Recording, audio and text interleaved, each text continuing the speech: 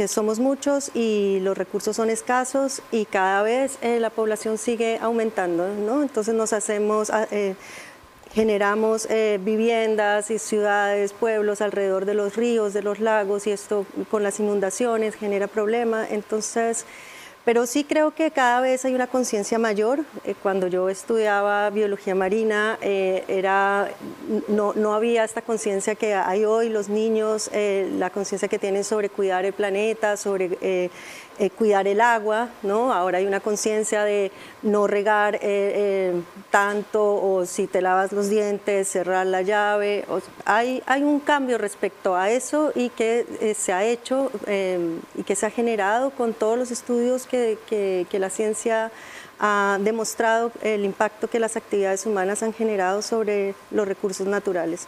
Bueno, doctora, comentaba eso de cerrar la agua, ser más consciente, hay harta gente que recicla también al respecto a su casa, lo de ecoladrillos también, que hemos visto que incluso en las redes sociales, que la gente incentiva a reciclar siempre los plásticos, pero ¿cree que es suficiente hoy? ¿O falta? No, nos falta muchísimo. Acá en Concepción teníamos varios puntos de reciclaje, se han eliminado y ahora no es fácil reciclar, y si no es fácil, si no tienes un punto cerca a tu casa, la gente no recicla.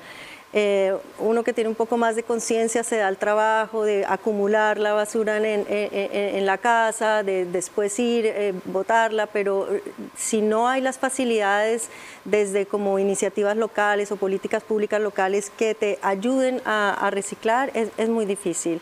Lo mismo el problema, por ejemplo, con los perros, con la caca de los perros. La gente que tiene perros no recoge y entonces estas fecas terminan en el agua, la contaminación fecal. Entonces, falta todavía, pero yo creo que vamos por buen camino.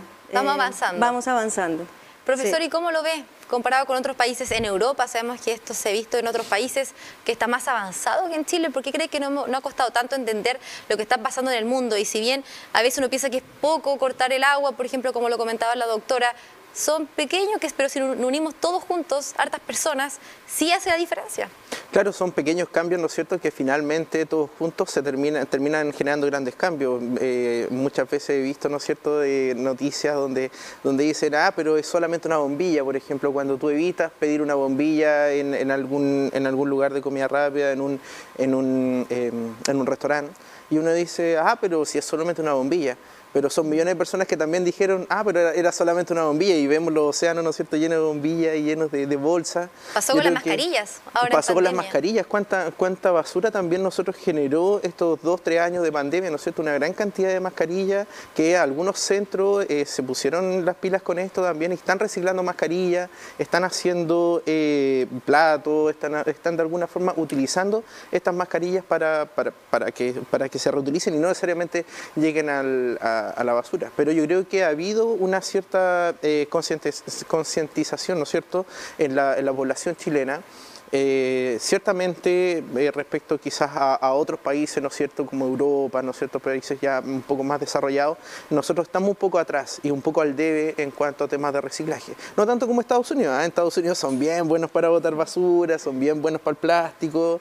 Yo creo que hay más conciencia de países más europeos, Australia, pero en Estados Unidos no tanto. Pero acá yo creo que poco a poco han habido ciertas políticas también de nuestros gobiernos para que esto se aterrice un poco más y no sea solamente palabras. Lo mismo que decía la profesora, ¿no es cierto?, que tener estos puntos limpios, sería ideal tener un punto limpio un poco más cerca, claro, no necesariamente tan lejos, porque a una persona que le queda 2 kilómetros el punto limpio de repente no lo va a hacer.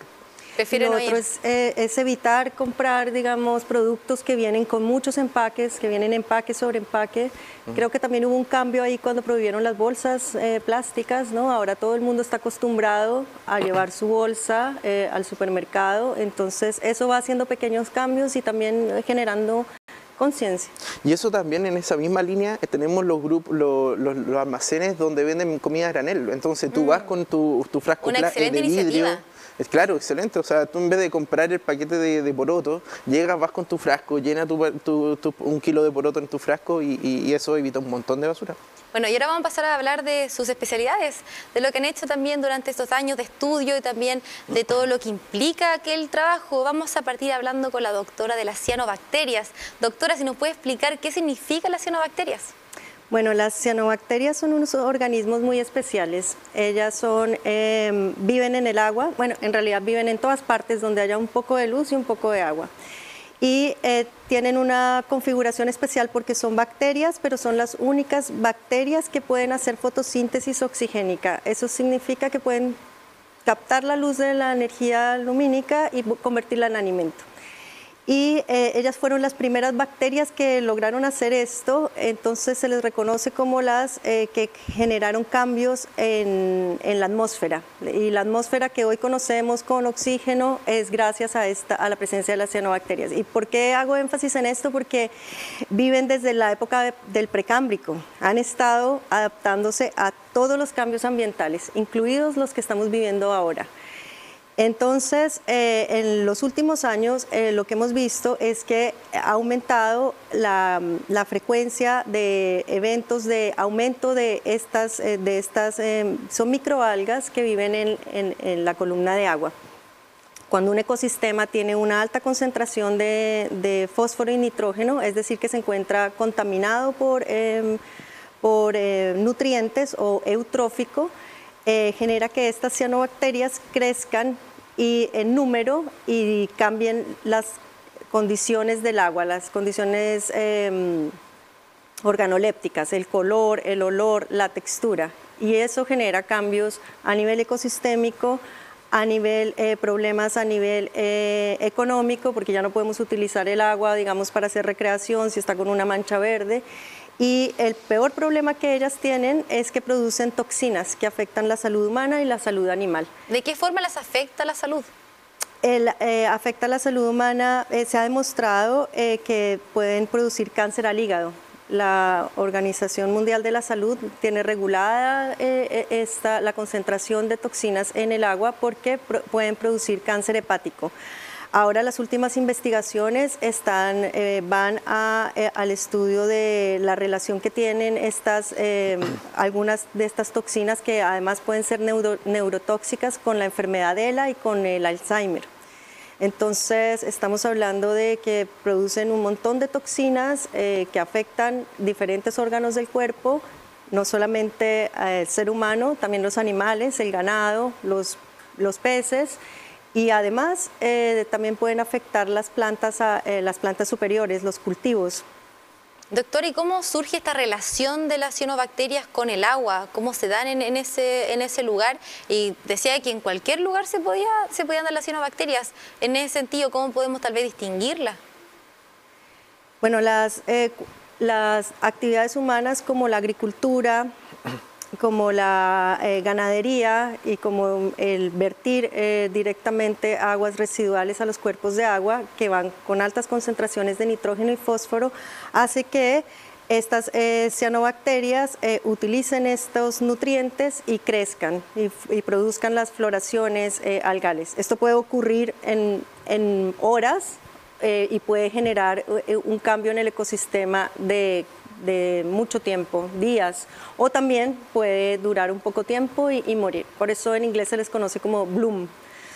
Entonces, estas cianobacterias lo que hacen es producir estas toxinas y como dominar en el sistema. Entonces, si nosotros utilizamos esa agua, no es segura para el consumo, y ahí se relaciona con la calidad del recurso hídrico. Doctora, bueno, hablaba de que el agua que se contamina no se puede consumir. ¿No hay ningún método para poder purificar esta agua? Claro, tienes toda la razón. No es que no se pueda consumir, puede ser que se necesiten unas tecnologías más avanzadas o mucho más tratamientos para esa agua, que en el fondo nos llega a todos en la boleta del agua, ¿no? Todos los costos asociados con el tratar el agua nos llega a todos. Y uno de los problemas mayores es que, bueno, todos sabemos que Chile está viviendo una sequía desde hace 12 años, el agua se está acabando, hay poca disponibilidad de agua, pero la poca agua que está quedando no está en buena calidad para utilizarla. Y esto es una relación entre la contaminación del agua, la eutrofización y además los cambios ambientales actuales.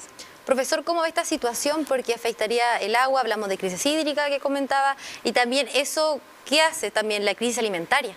Porque estaría afectando también el cultivo de alimentos, entre otros. Sí, algo que quería, un punto que quería destacar de lo que justamente dijo la profesora es que ella dijo que las cianobacterias eran del tiempo precámbrico. Y como para que las personas que nos están viendo más o menos entendamos más o menos de cuánto tiempo estamos hablando, el precámbrico es entre mucho más de 540 millones de años, si no me equivoco, ¿no es cierto? 3.700, sí. 3.700 millones de años. O sea, para que tengamos en contexto de qué estamos hablando, de la antigüedad que tienen estas cianobacterias, los dinosaurios, que lo vemos nosotros como una extinción bastante lejana, se extinguieron hace 65 millones de años. O sea, hace 65 millones de años que desaparecieron los dinosaurios en la Tierra y las cianobacterias estaban hace más de 3.000 años. O sea, es bastante, mucho tiempo el que llevan acá.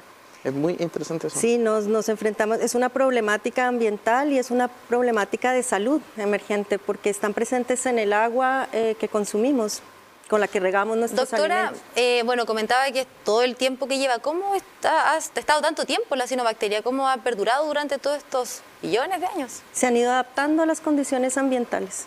Tienen ellas en su configuración, en su estructura, tienen células especializadas, tienen organelos especializados, no son organelos en realidad porque son bacterias, tienen células que se especializan para aprovechar de mejor forma el ambiente. Por ejemplo, pueden captar el fósforo que hay en el sistema y acumularlo.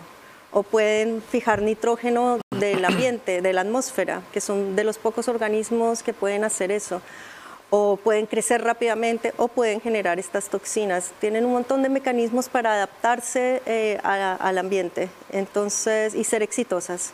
Doctora, ¿y cómo nace el interés para estudiar esta materia, las cianobacterias? Bueno, yo he estudiado siempre las algas y empecé en mi tesis de doctorado, estaba estudiando la laguna Logalindo y ahí encontré, una vez fui a muestrear y el agua estaba verde totalmente y ahí encontré las floraciones y ahí empezó toda el estudio de estas cianobacterias y después empecé a encontrar. En Chile no estaban reportadas y se creía que eran solamente eventos que sucedían en ecosistemas tropicales, como con mucha más temperatura. Pero resulta que los eventos empezaron a aparecer, cada vez son más frecuentes. ¿Y por qué suceden estos eventos? ¿Tiene que haber cierta condición para que aparezcan? Tiene que haber alta concentración de nutrientes, nitrógeno y fósforo. Les gustan también las altas temperaturas, por eso en verano, generalmente primavera-verano, tenemos presencia de cianobacterias. Les gustan las aguas sin movimiento, las aguas estancadas, por eso es muy común encontrarlas en las represas, por ejemplo. Estas son como las condiciones, como la mezcla ideal. Bueno, hablaba de las altas temperaturas, sabemos lo que sucede y lo hemos estado comentando acá durante esta jornada con el mundo y el calentamiento global. ¿Piensa que de acá a muchos años más esto va a seguir creciendo y en aumento? Claro. Bueno, se tiene muchos estudios, han registrado y han proyectado que los cambios ambientales van a seguir sucediendo, en lugares donde se están dando sequías va a seguir aumentando las sequías, lugares donde hay muchos cambios en el régimen hídrico, más precipitaciones y esto además tiene un efecto complementario con la contaminación del agua, ¿no? Porque piensa tú que, por ejemplo, en un cultivo donde se echa mucho fertilizante que no es totalmente asimilado por las plantas a las que se les echa, con mucha lluvia, todo este fertilizante, que es nitrógeno y fósforo, es arrastrado al cuerpo de agua y ahí queda acumulado. Por el contrario, si es un lugar donde hay sequía, entonces el caudal del lago, del río, disminuye y se concentran los nutrientes ahí, se concentra este fósforo y este nitrógeno, entonces nuevamente es las condiciones perfectas para que se desarrollen las cianobacterias. Profesor, ¿cree que falta más información al respecto? Y no solamente la cianobacteria, sino en general para cuidar el planeta y saber lo que estamos haciendo día a día, porque muchas personas, por ejemplo, que nos están escuchando en sus casas, no sabían lo que eran las cianobacterias y lo que provocaban, y tampoco, tal vez veían el alga, pero no sabían de qué se trataba y el daño que podía hacer.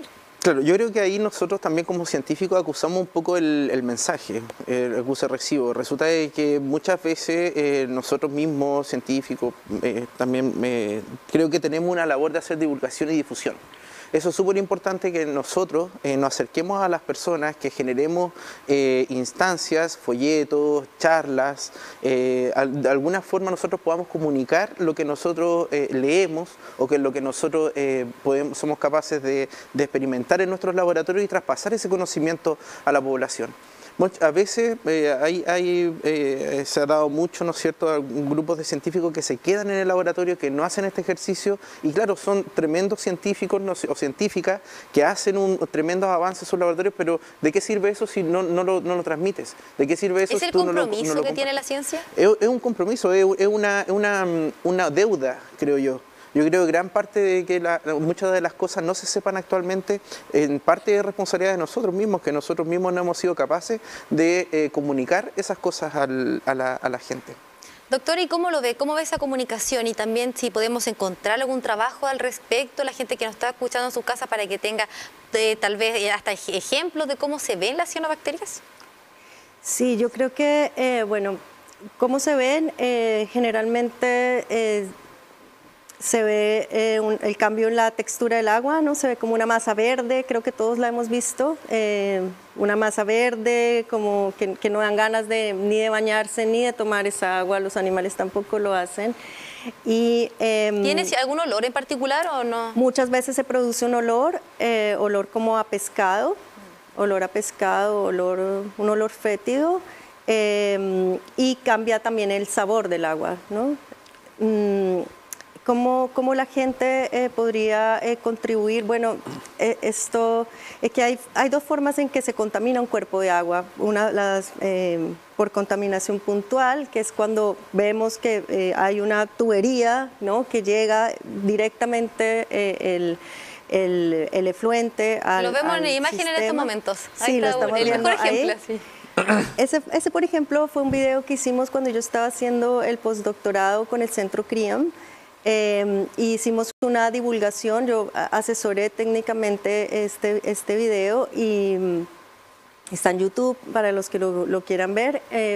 Y en el fondo es eso que decía el profesor, hay que tratar de comunicar, que no siempre es fácil, no siempre es fácil bajar el lenguaje, explicarlo de forma que sea entendible, ¿no? Porque uno vive como entre el laboratorio y los papers. Entonces, siempre, bueno, tratar de hacer esta forma de comunicar. Lo otro es no alertar tampoco a la población, ¿no? Tampoco queremos que aquí salga todo el mundo que nos va asustado, sí. Asustado, no, porque no es tan así tampoco, ¿no? O sea, lo estamos estudiando y hasta que no estemos seguros de qué hay, en qué concentraciones, cómo son, no podemos informar. Simplemente evitarla.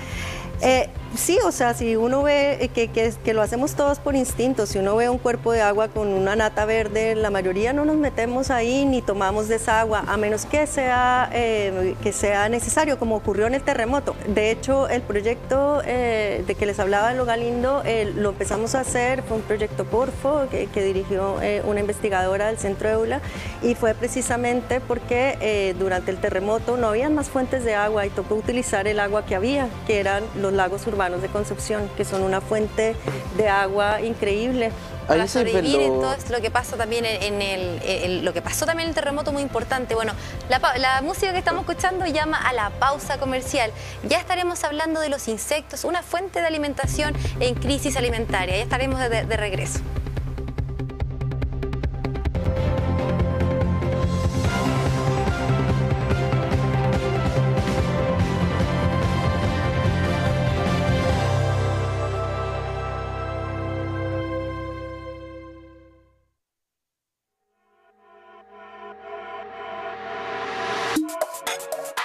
Nuevos horarios de tus programas regionales favoritos. A las 9 de la mañana, la información que necesitas para comenzar la jornada en TVU Noticias Matinal. Luego, desde las 9:30 y hasta las 13 horas, el matinal más longevo y entretenido de la región, siempre juntos. A las 13 horas llegan los periodistas de Diario Concepción con todo el deporte.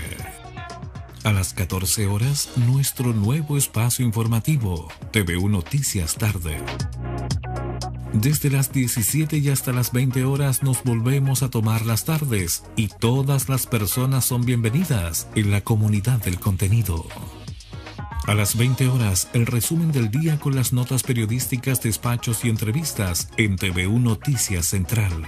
Y a las 20:45, la profundidad de los temas de tu región en Pulso Político y Mensaje Directo.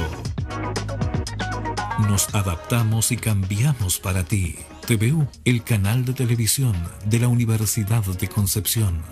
De lunes a viernes, nuevos horarios en TVU.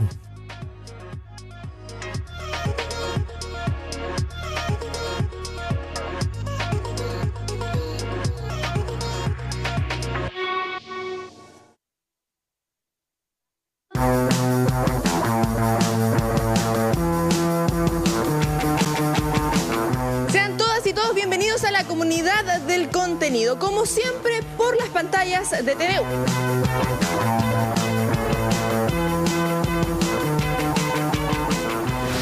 Lo que sí se ha demostrado en relación con los implantes es un linfoma de la mama, que no es un cáncer de mama normal, sino que es un linfoma, que es un cáncer del sistema linfático y no es con todas las prótesis.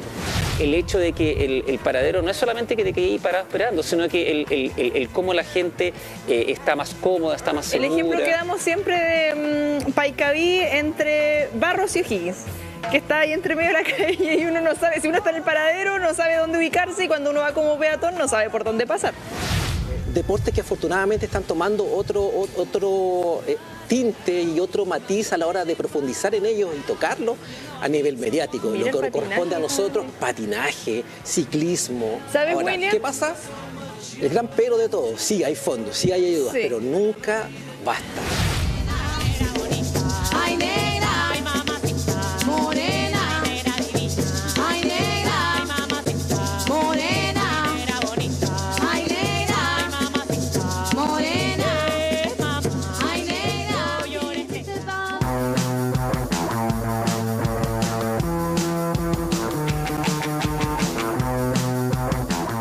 Recuerden, de lunes a jueves de las 17 a 20 horas. Los días viernes de 17 a 19:15 los acompañamos como siempre acá en la comunidad del contenido.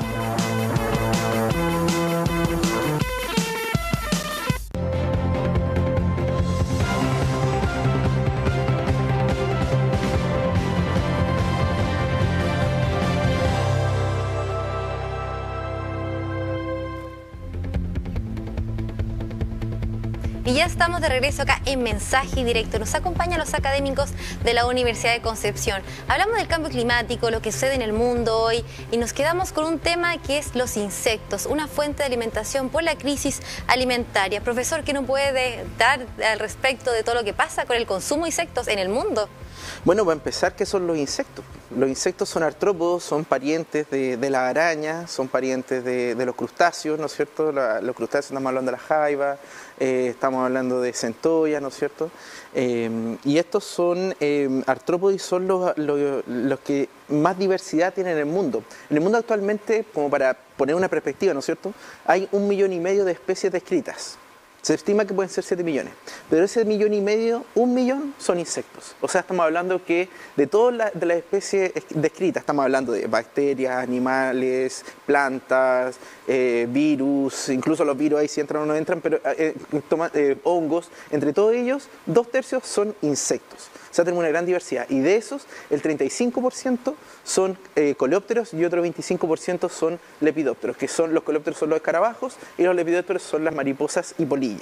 Y eso nos da cuenta un poco de la cantidad de insectos que nosotros podemos tener. O sea, si ese es el número de especies, la cantidad de especies también es bastante grande. ¿Y la importancia cuál sería de los insectos en el mundo? Bueno, la importancia de tiempo, hace mucho tiempo atrás, es que el consumo de insectos está relacionado con humanos, ¿no es cierto? O sea, en África, en Asia, el consumo de insectos es algo totalmente natural. En México, por ejemplo, los chapulines, que es una especie de un ortóptero, una especie de langosta de saltamontes, es consumido normalmente en estos lugares. De hecho, porque uno de los problemas que tienen los insectos, ¿no es cierto?, cuando nosotros nos imaginamos que queremos consumir insectos, es como, chuta, si me voy a comer algo, va a estar la patita, ¿no es cierto? El aspecto que tiene.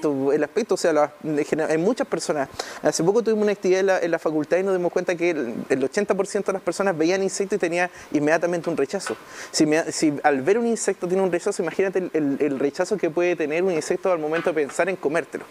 Entonces, mantener una patita, ¿no es cierto?, de algún insecto, un saltamonte, ¿no es cierto?, en la boca, una cucaracha, eso yo creo que son uno de los principales problemas que nosotros, que el mundo podría enfrentar al momento de incorporar insectos. Bueno, explicaba, profesor, que esto se consume hace muchos años. Mucho tiempo, pero eso igual de África. Va en relación con la supervivencia que el ser humano siempre ha tenido, porque sabemos que el tiempo de la caza, por ejemplo, no siempre se podía cazar. Claro. Cuando se lograba tenían comida una semana, pero ya pasaban meses sin antes poder hacerlo. Claro, como técnica de sobrevivencia también, por las personas que se pierden en ciertos lugares y no tienen la oportunidad de cazar o no saben cazar, una forma es empezar a consumir insectos. Los insectos tienen un alto nivel proteico, tienen alrededor de un 66-67% de proteína, comparado con la carne de pollo, comparado con la carne de vacuno, que es alrededor de 25-30%. Vimos de hecho una gráfica, profesor, que salía de 100 gramos de carne de, por ejemplo, vaca, 30 de proteína, insectos 68. 68%, entonces imagínate, o sea, por un kilo de carne, lo que obtienes tú de proteína es aproximadamente un 20-30%, pero por un insecto tienes 3 veces más. Entonces es bastante rica en nutrientes, no tiene tantos carbohidratos. En comparación, por ejemplo, para producir un kilo de insectos necesita aproximadamente unos 2 kilos de alimento. Mientras que para producir un kilo de carne, de pollo, por ejemplo, son 2,5 kilos, pero de vaca necesitamos 10 kilos alimentar con 10 kilos de comida a la vaca para poder obtener 1 kilo de carne. ¿Y el gasto de agua hídrico? El gasto de agua también. El gasto de agua, la misma cantidad de carne que tú quieres producir, por ejemplo, para un insecto es menos de 1 kilo, menos de 1 litro. Mientras que para una vaca necesitas cerca de 22.000 litros para también la extensión. Tú para tener una granja, ¿no es cierto?, un lugar donde tener tus vacas necesitas muchas hectáreas. Mientras que para tener la crianza de insectos tú puedes tener un container, algo así como el tamaño de este estudio. Tú puedes tener muchos insectos produciéndose constantemente, aislados. Puedes liberar también terrenos que pueden ser utilizados para reforestación. Los gases de invernadero también que liberan son súper pocos en comparación, por ejemplo, con las vacas. Entonces, tiene un montón de beneficios en cuanto a también dónde puedes criar. O sea, si tú tienes un container donde puedas mantener relativamente constante la temperatura, las condiciones de humedad y temperatura, tú puedes criar insectos en cualquier parte del mundo. Puedes llevarte, o sea, con cierta tecnología puedes llevarte un container a la Antártica, ¿no es cierto? Y estás criando normalmente insectos allá. Ahora, profesor, ¿dónde podemos encontrarlos? Habla siempre de consumir insectos en hartas partes del mundo. Uno ha visto diferentes formas, incluso en comida callejera que venden insectos. ¿Algún ejemplo que nos pueda entregar? Mire, por ejemplo, en Colombia existen las hormigas culonas, que son una hormiga reina, que es de un género que es el género Ata, que tienen un abdomen muy grande y por eso también le llaman culonas, ¿no es cierto? El abdomen grande. Y estas se consumen en la gastronomía normal en Colombia, se hacen fritas, así como un snack, como cuando uno de repente va en la calle, ¿no es cierto? Y compra el papa frita o también compra el maní confitado. Ellos llegan y te venden en un sobre las hormigas fritas que tienen un leve sabor picante, bastante rico. Los chapulines, justamente la anterior, ahí está justo, se venden hormigas culonas tostadas. Se venden hormigas culonas tostadas. Exactamente, entonces está súper incorporado. Y es algo que nosotros también en algún momento también tenemos que romper, porque yo siempre doy como este ejemplo. Hace tiempo atrás, ¿no es cierto?, era impensado para nosotros alimentarnos de sushi.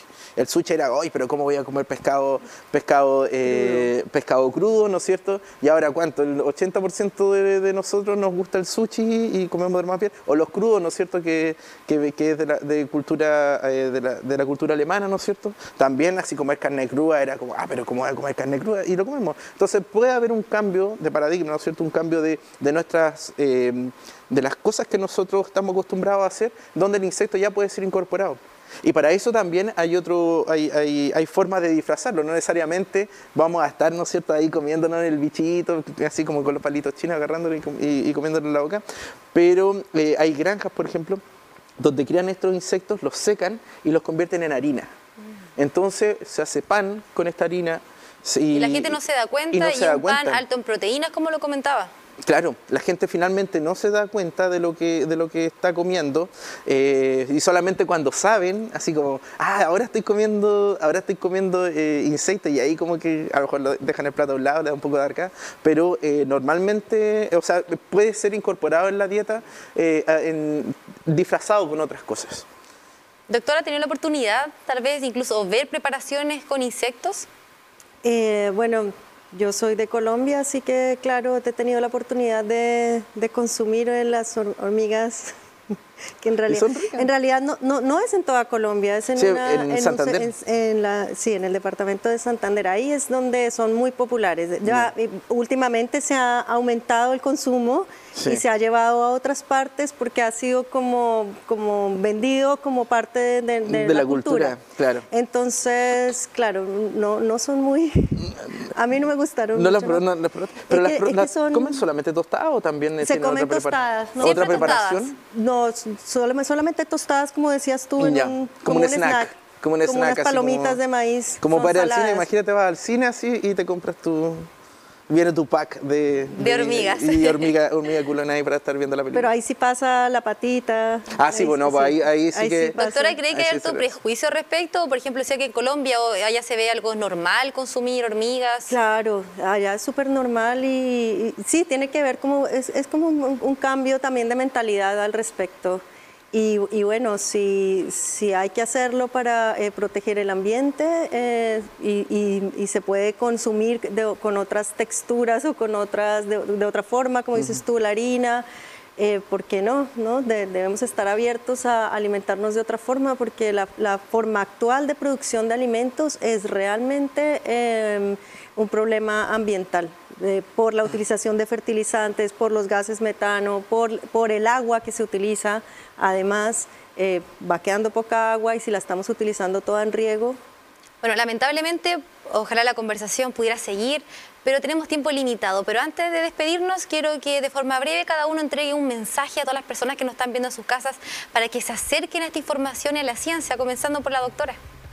Bueno, a todos los que nos están oyendo, creo que el mensaje sería cuidar el agua, ¿no? Cuidar el agua que tenemos es escasa, no es para toda la vida, no es un recurso ilimitado como se nos enseñó. El agua hay que cuidarla y cuidarla es no botar la basura, o sea, cosas que uno puede hacer en normal. Es no botar la basura, si utilizas fertilizantes en tu jardín, utiliza pocos, ojalá naturales, no químicos, porque todo eso finalmente llega a los cuerpos de agua y causan la contaminación. Profesor. Bueno, en este caso también abogando por el lado de los insectos, ¿no es cierto? Que también no le tengan tanto rechazo a los insectos. Los insectos tienen un rol tremendamente importante en el ecosistema. Generan, consumen plantas, ¿no es cierto? Nosotros también podemos indirectamente comer los insectos. No utilizar tampoco indiscriminadamente en los jardines, ¿no es cierto?, insecticidas que terminan matando a los insectos. Encuentro que hay un cierto pensamiento así como de rechazo y hay que quererlo un poco más, y para eso también, pasando el dato, nos pueden seguir, tenemos un Instagram que es entomolab.udec, que a través de ahí de pronto si tienen alguna consulta en su casa, ¿no es cierto?, en algún momento quieren hacer alguna consulta. Una buena forma de acercarse a todo. Entonces ahí están los insectos y también todo lo que pasa con las cianobacterias. Muchas gracias. Muchas gracias a ti también. Que estén muy bien. Igual nos despedimos de todos los televidentes. Gracias por una vez más acompañarnos acá en Mensaje Directo. Que tengan una excelente noche.